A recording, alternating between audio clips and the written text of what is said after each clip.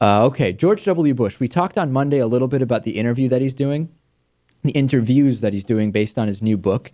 Here are some of the highlights. Let's go through this. There's a lot of stuff here. He commented on everything from 9/11 to what else? To abortion. I just want to go through a few of these. And he did Matt Lauer's show. He also was with Oprah. And, of course, his buddy Sean Hannity. Let's just go through some of these, Lewis. Well, I'd had enough experience as the chief executive of a state to know during a crisis that the leader must project calm. And my construct was this. The first one was likely an accident. The second one was an attack. And the third one was a declaration of war. Mm-hmm. Yeah, I was thinking war. And now, thought war for 7.5 years as president. Now, what is interesting is... Okay, so he didn't react a different way when he was told, when he was reading to the kids, because he needs to project calm. And right away, after plane number 3 hit, he knew it was war, Lewis. I think it's kind of funny. He said, I predicted war for 7.5 years as president, like he predicted he'd win a second term. Right. Well, God told him. Oh, that's right, yeah. Okay, and here's some more of this, and I think we just got skipped back accidentally. War. My view is that we had to go find them and bring them to justice before they hurt us again. Mm-hmm. Right. So the thing is, we didn't find the right people. He wanted to find them and bring them to justice after 9/11, but we went into Iraq instead. And Oprah just doesn't even react. Oprah just look at the look on Oprah's face right now, if we can put that up on the screen.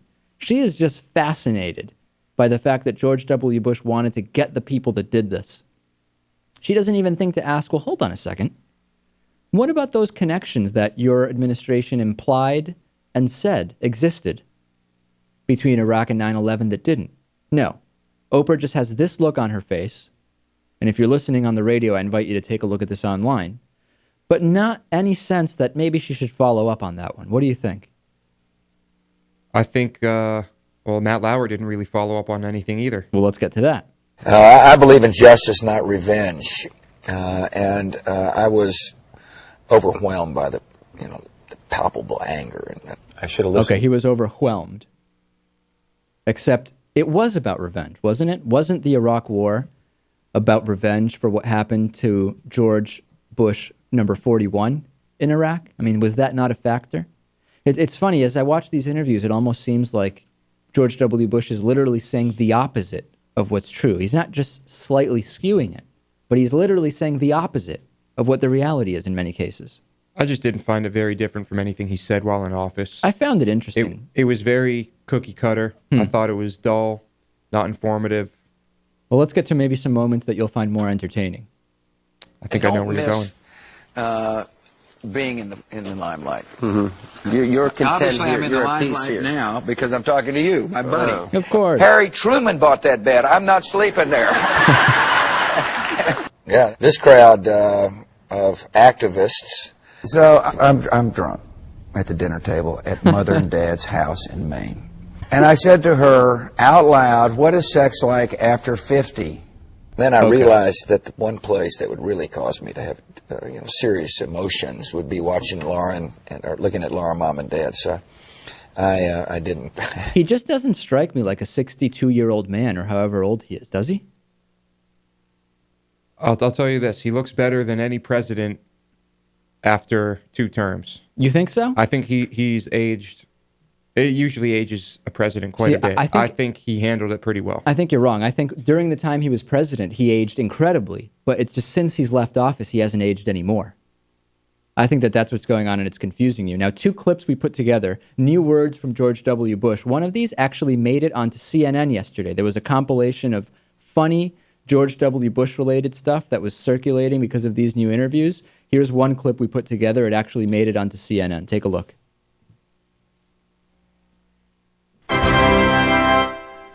Because it's hard for people to remember that right after 9/11, we were inundated with threats. We were inundated with threats. We were inundated with threats. Okay, so that's not the only word that George W. Bush made up during these interviews. He also had another one, Psycho Bible. And here's what that one means. or what it sounds like. Oh, yeah, I know. There's a lot of psycho-Bible out there that he and I compete. And psycho-Bible.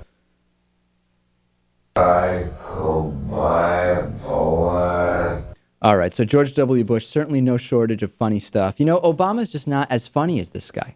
There's just no way around it. Obama's got some good jokes, though. Good writers.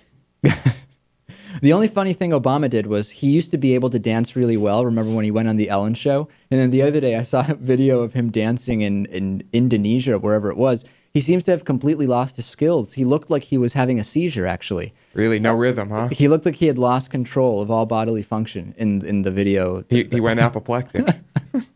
Quite literally. So one of the things that we did hear about from George W. Bush was that he did authorize torture, and he said, you know, I authorized it because lawyers said it was legal. And the new poll that we have up on davidpakman.com is if George W. Bush had done his book-related interviews before Election Day a couple of weeks ago, I guess it was last week, would it have changed the outcome of the election at all? Go on davidpakman.com and vote. What do you think, Lewis? If we had heard these interviews, is there any substance here, maybe the waterboarding stuff or anything else that could have affected voting for Republicans on November 2nd? I don't think so. You don't believe so? I think the only thing he said that I hadn't heard before was about his drunken problem at the dinner table. He was drunk at the party, that's right. I think that's about it. So, no. Okay, well, log on to David Pakman and vote. The David Pakman Show is made possible by listeners like you and by Greenfield Savings Bank, building a strong community one account at a time, with neighborhood offices in Greenfield, Amherst, Conway, Shelburne Falls, South Deerfield, and Turners Falls, and online at greenfieldsavings.com. By the Daily Hampshire Gazette and GazetteNet.com, connecting our communities with local news and information. By DIF Design, specializing in custom business websites at DIFdesign.com. Find out more about underwriting the David Pakman Show at davidpakman.com.